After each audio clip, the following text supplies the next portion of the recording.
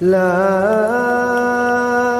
أقسم بيوم القيامة ولا أقسم بالنفس اللوامة أيحسب الإنسان أن لن نجمع عظامه بلى قادرين على أن نسوي بنانه نحمده ونصلي على رسوله الكريم أما بعد أعوذ بالله من الشيطان الرجيم بسم الله الرحمن الرحيم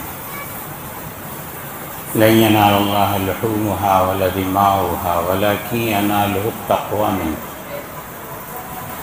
وقال سبحانه وتعالى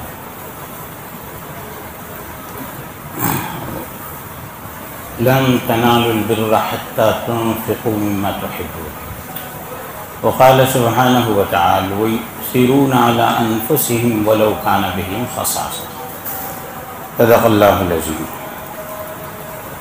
محترم عزیز دینی بھائیوں، ابھی ہم قربانی کے تہوار سے فارغ ہوئے ہیں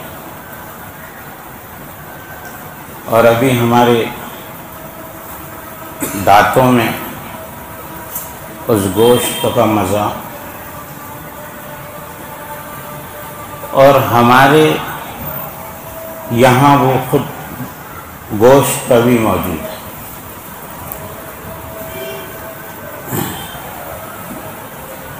لوگ ایسا کہتے ہیں کہ مولانا لوگ چار دیواری میں رہتے ہیں، ان کو زیادہ دین کی معلومات تو ہوتی ہے، دنیا کی نہیں ہوتی ہے۔ تو بولتے ہیں کہ قربانی کا جو حصہ ہوتا ہے، قربانی کا گوشت ہوتا ہے، اس کا حقدار زیادہ قریبی ہوتا ہے، اور زیادہ قریبی حقدار سب سے زیادہ قریبی کون ہے؟ تو سب سے زیادہ قریبی فریج ہے، فریج سے زیادہ قریبی کوئی نہیں۔ تو اس لیے اب یہ ہوتا ہے کہ فریج کا حق سب پہلے ادا کرتے ہیں، بعد میں دوسروں کا کرتے ہیں۔ تو فریج میں بھی ہمارے ابھی وہ گوشت موجود ہے۔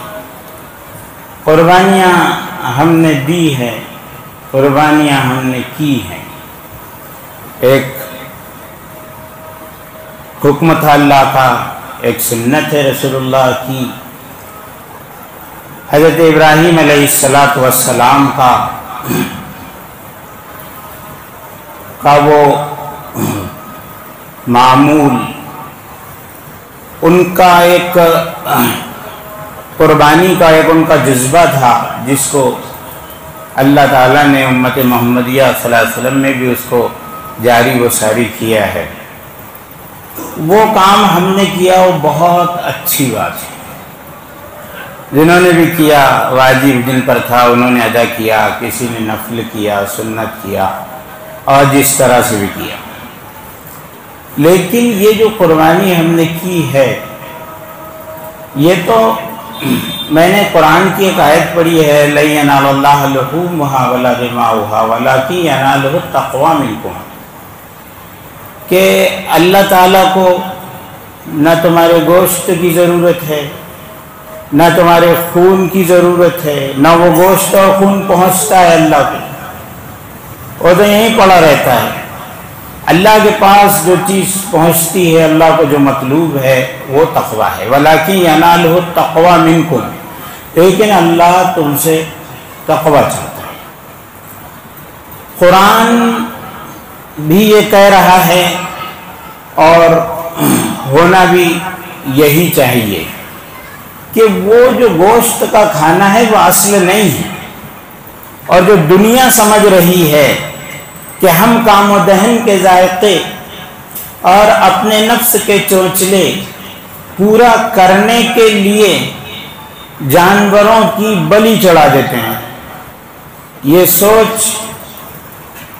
جن کی ہے وہ غلط ہے، اور اگر ہماری ہے تو اور زیادہ غلط ہے کہ قربانی اس لیے ہے کہ گوشت کھایا جائے، اس کے لیے نہیں ہے۔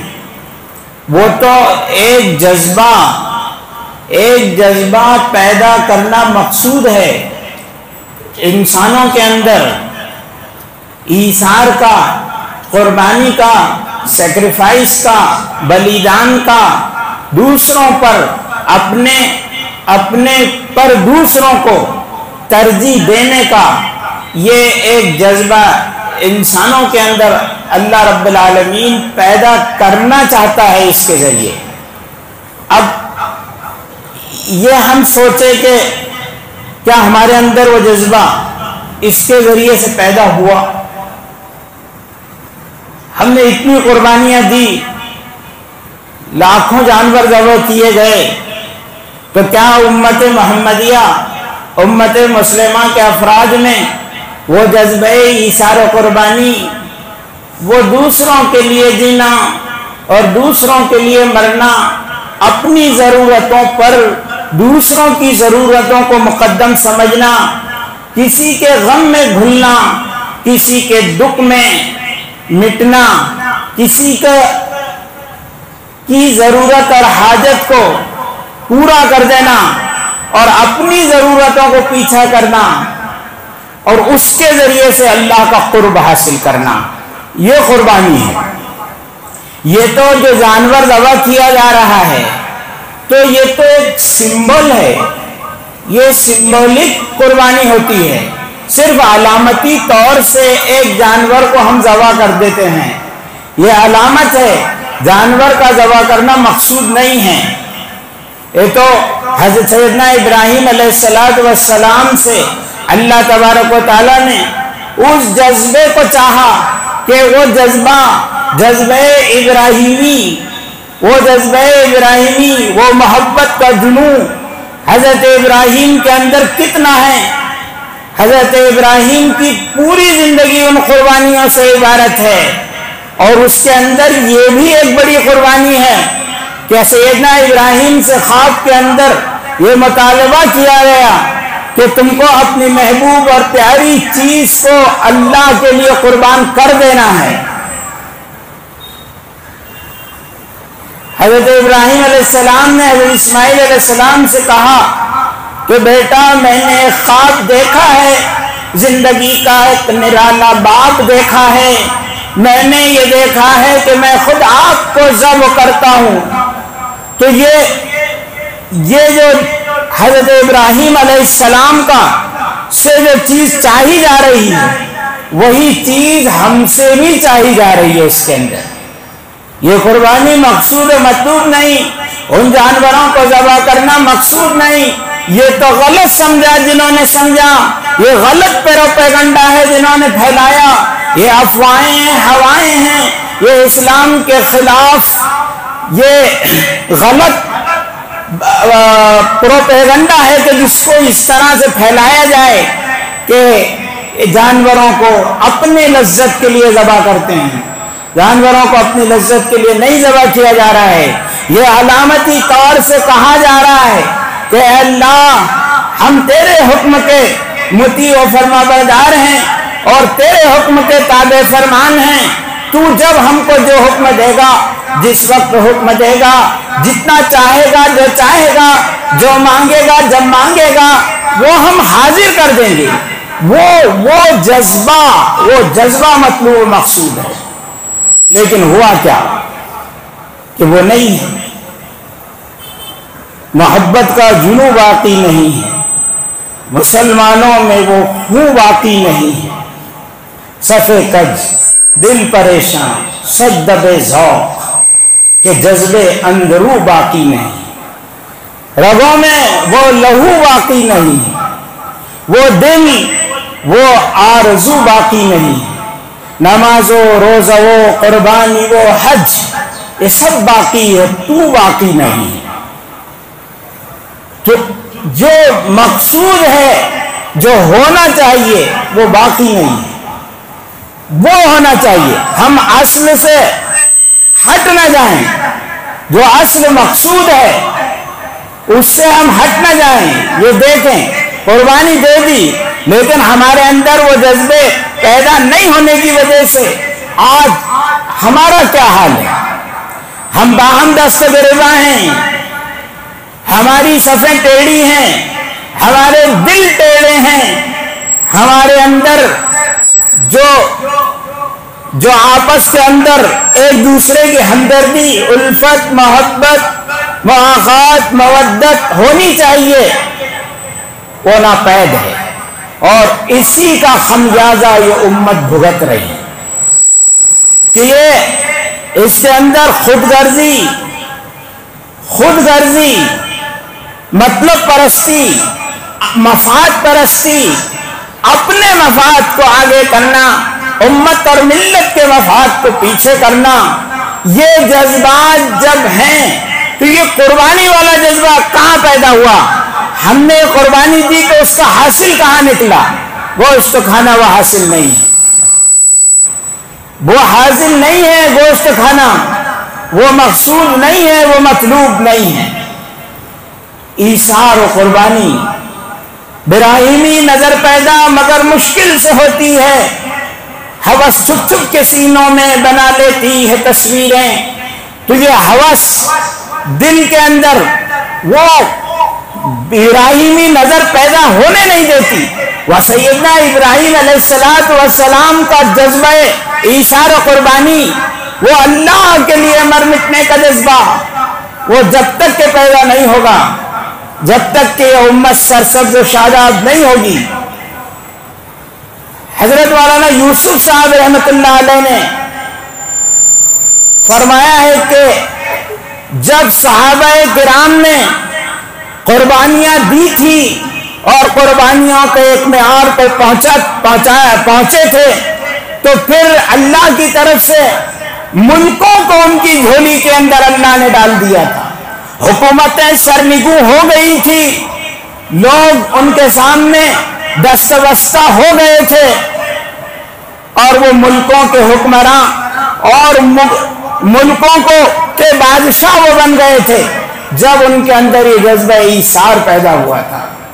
بخاری کی روایت ہے، حضرت ابو طلحہ انصاری حضور اکرم صلی اللہ علیہ وسلم کی مجلس ہے، ایک صاحب آئے، کہا کہ بھوکا ہوں، اللہ کے رسول بھوکا ہوں۔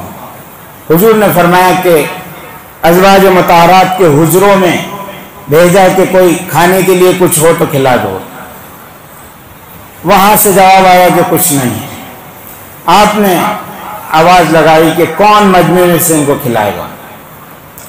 ایک صحابی حضرت ابو طلحہ انصاری کھڑے ہوئے اور انہوں نے کہا کہ میں کھلاؤں گا۔ گھر گئے، بیوی سے کہا کہ ایک مہمان آج ہے ہمارے ہاں، اللہ کے رسول نے کہا ہے اس کو کھانا کھلانا ہے۔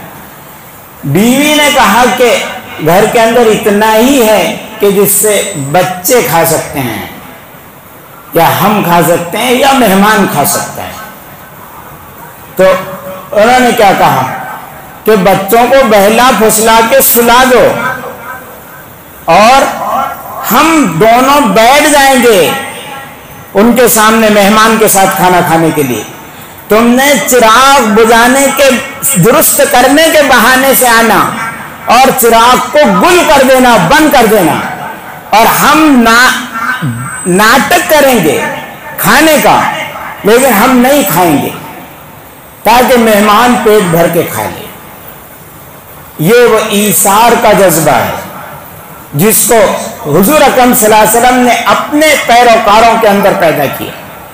آپ نے وہ واقعہ بھی جنگ یرموک کا سنا ہے۔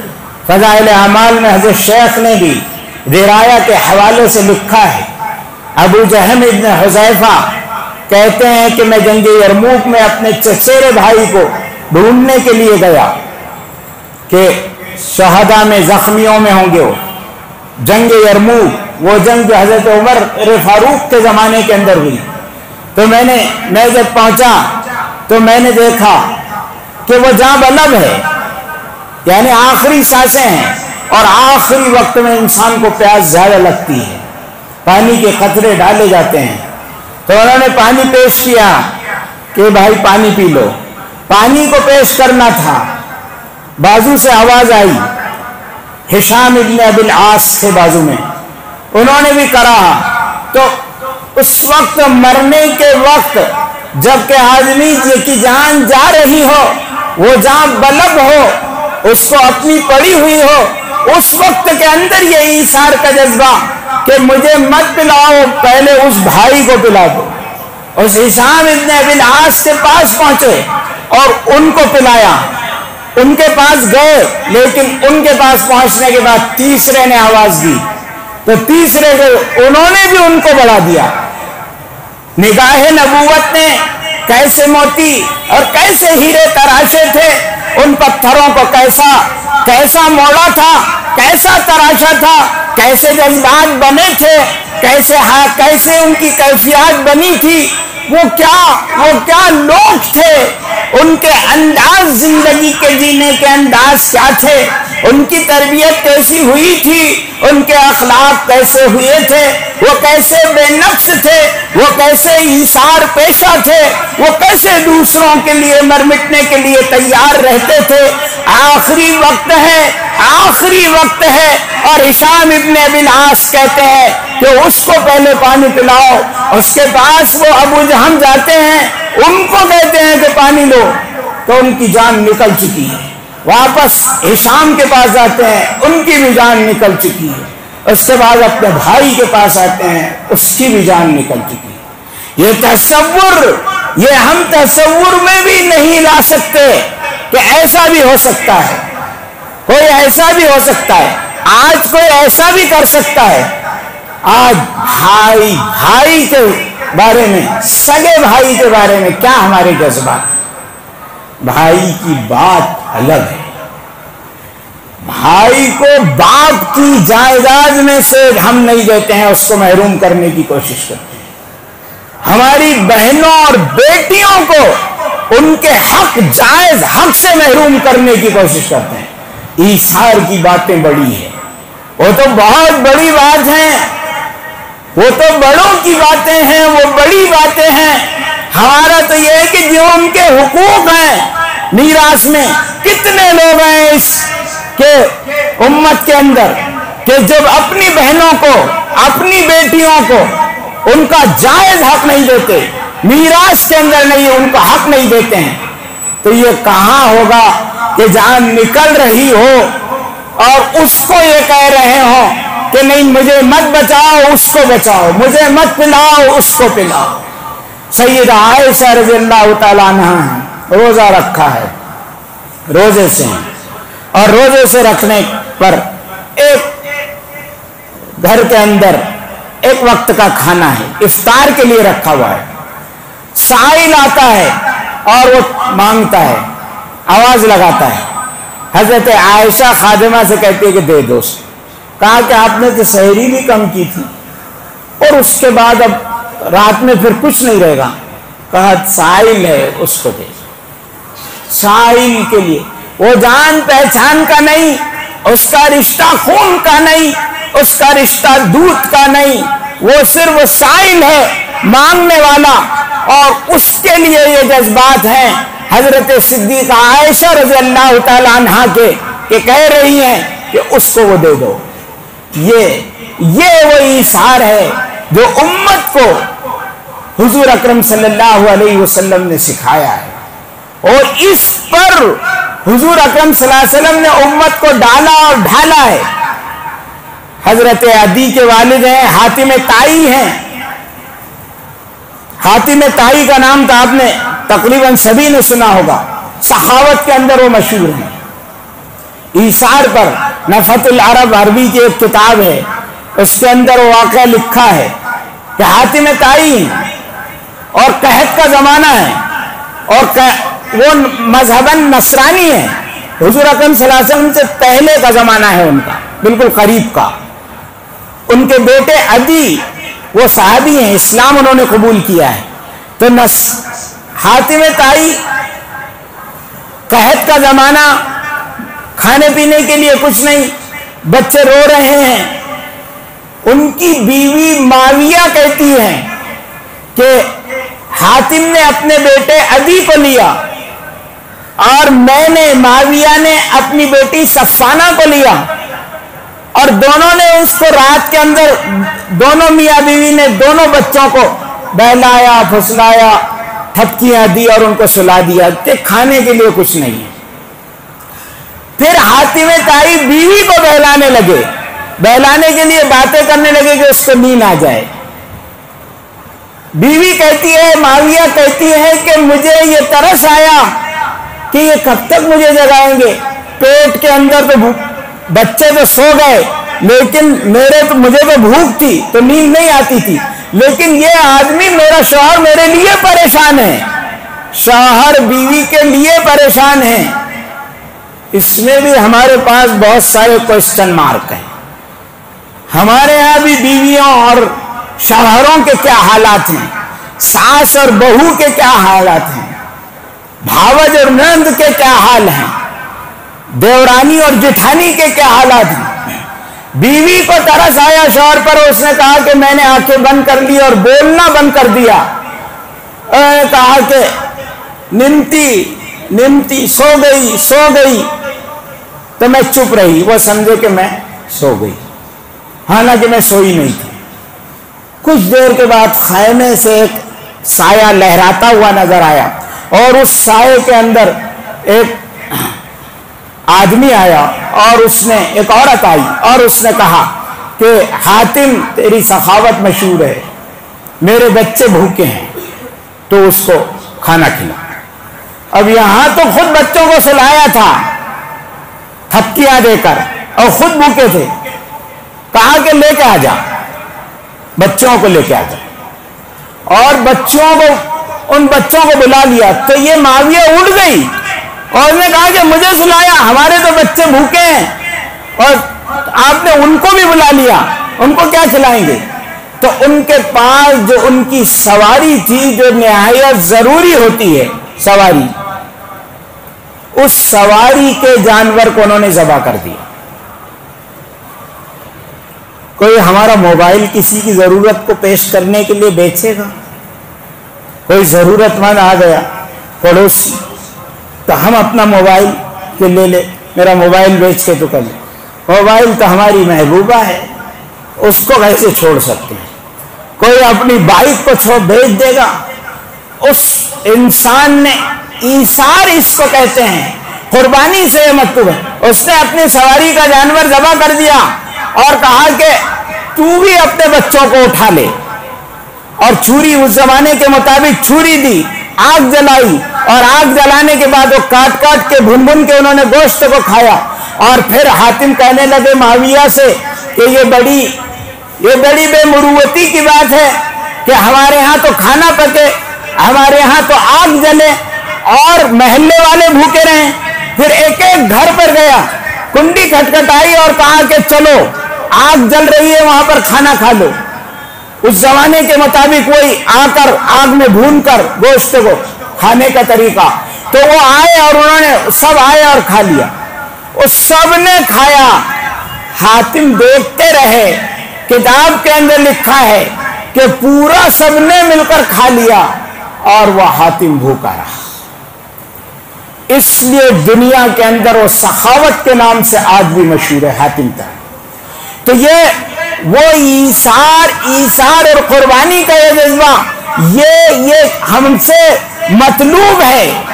یہ صرف جانوروں کا ذبح کر دینا اور جانوروں کو قربان کر دینا مقصود نہیں ہے. ہم سے تو یہ چاہا گیا ہے کہ ہمارے اندر وہ جذبات پیدا ہوں, ہمارے اندر لوگوں کے لیے جینے کا جذبہ پیدا ہو.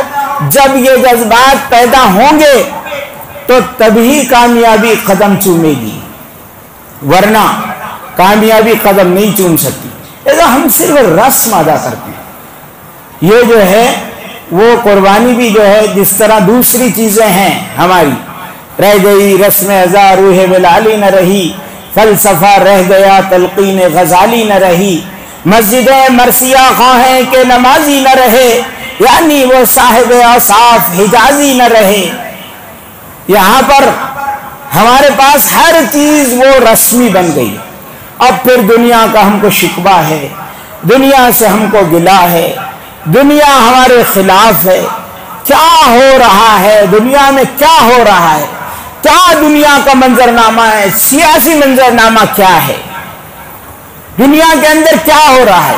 اس لیے ہو رہا ہے کہ ہم بدل گئے، اس لیے اللہ کی طرف سے وہ فیصلے بدل گئے۔ یہ جو قربانی تھی، یہ دعوت، یہ اس بات کو بتلانے کے لیے تھا کہ اللہ سے قرب ہم کیسے حاصل کریں۔ اللہ الخلق یعل اللہ، مخلوق اللہ کا کنبہ ہے۔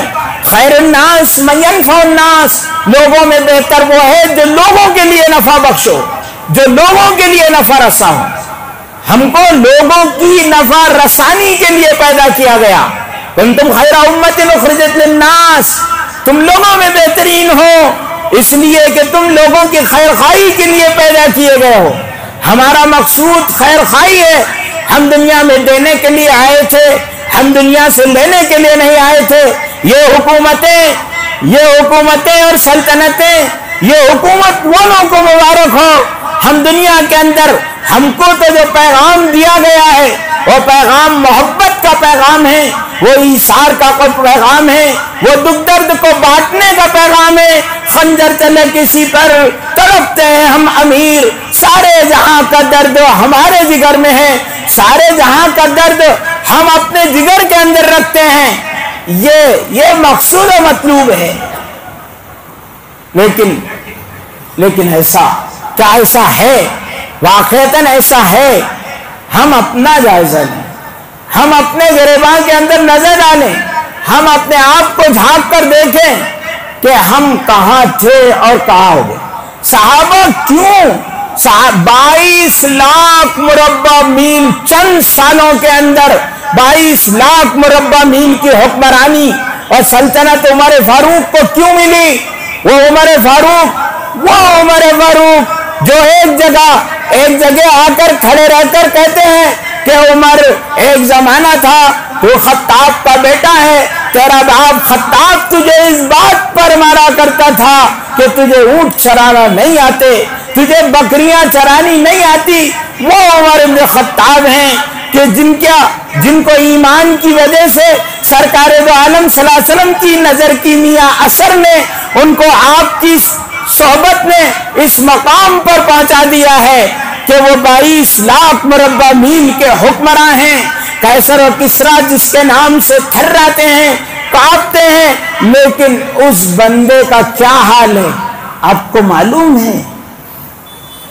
آپ کو حیرت ہوگی کہ سیدنا ابوبکر صدیق اور سیدنا عمر فاروق کبھی قربانی نہیں کرتے تھے، کبھی ہمیشہ قربانی نہیں کی، ایسا نہیں ہے۔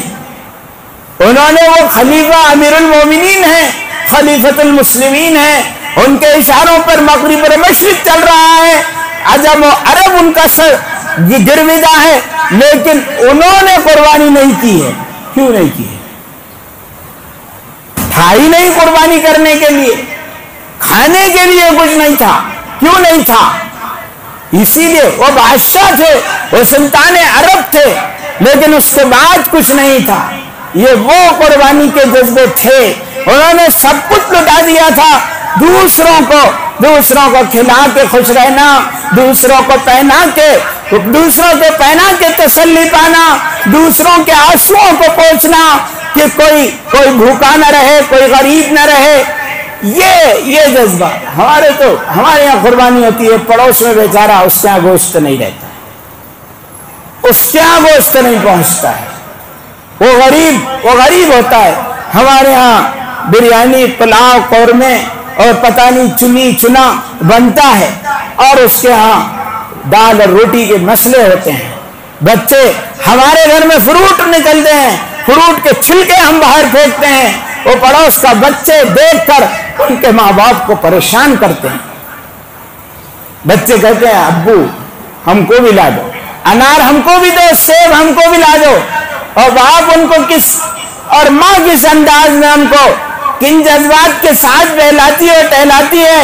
اور یہ کیوں ہوا کہ آپ نے کھایا باہر پھینکا؟ وہ درد نہیں پیدا ہوا کہ ان پر کیا گزرے گی، ان کا کیا ہوگا۔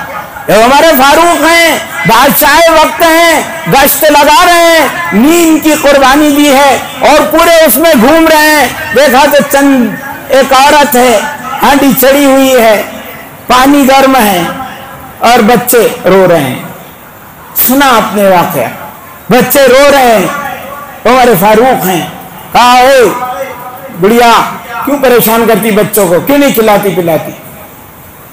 نے کہا کہ ہو تو کھلاؤں، کچھ نہیں ہے، کچھ نہیں ہے اس لیے. تو پھر کہا ہے وہ ہانڈی میں کیا ہے؟ تو گرم پانی ہے، بچے روتے روتے سو جائیں گے اس لیے رکھا ہے. حضرت عمر فاروق تو کام گئے، لرز گئے، سیدھے دوڑے، سامان لایا، سب کچھ کھانے پینے کا. اور وہ مشہور واقعہ ہے، اپنے غلام سے کہا کہ اسلم میرے سر پر رکھ دے. غلام نے کہا کہ میں اٹھاتا ہوں. کہا نہیں، میرا بوجھ قیامت کے دن تو نہیں اٹھائے گا. کہا میرے سر پر رکھ دے. اس کو لے گیا، چولہا جلایا، بچوں کو کھلایا پکایا. اور حضرت عمر کی داڑھی میں راوی کہتا ہے کہ دھواں گھس رہا تھا. اسلم کہتے ہیں کہ دھواں گھس رہا تھا اور میں دیکھ رہا تھا، وہ پھونک رہے تھے. اور پھر اس کے بعد بیٹھے، کھلانے پلانے کے بعد کامرین چلیے. کہا نہیں، جن بچوں کو میں نے روتے دیکھا میں یہ چاہتا ہوں کہ ان کو ہنستا دیکھنا. بچے ہنسنے لگے، کھلنے لگے. پھر اس کے بعد گئے. یہ وہ قربانی انہوں نے قربانی نہیں دی اس لیے کہ ان کے پاس قربانی کے لیے پیسے نہیں تھے، لیکن قربانی کا مقصود و مطلوب، قربانی سے جو چاہا جا رہا ہے وہ ان کے اندر موجود تھا. ہم نے جانور ذبح کیے، ہم نے فریج بھر دیے، ہم نے کھا لیا، لیکن ہمارے اندر وہ جذبہ نہیں ینال اللہ لحومها ولا دماؤها ولکن ینالہ التقوی منکم. اللہ تو تم سے وہ جذبہ جاتا ہے، وہ مطلوب جذبہ ہم سے پیدا نہیں ہوا. اس جذبے کی ضرورت ہے. جب ہمارے اندر وہ جذبہ پیدا ہو جائے گا یہ حالات خود بخود سب درست ہو جائیں گے. یہ جتنی بھی بلائیں، آفتیں، مصیبتیں آ رہی ہے یہ سب شامت اعمال ما در صورت نادر گرفت. یہ تو نادر کی صورت میں ہمارے اعمال کی شامت ہے کہ جس کی وجہ سے حالات نے ہم کو اس طرف سے اس طرح سے گھیرا ہے. ہمارے اندر تو اتنا بھی جذبہ نہیں ہے کہ ایک بھائی اگر جیت سکتا ہے ہمارے بیٹھنے سے تو ہم یہ نہیں کرتے ہیں کہ وہ ہم بیٹھ جائیں. وہ قربانی بھی دینے کے لیے ہم تیار نہیں ہیں. اللہ مجھے آپ کے کہنے سننے زیادہ عمل کی توفیق دے. آمین و آخر دعوانا.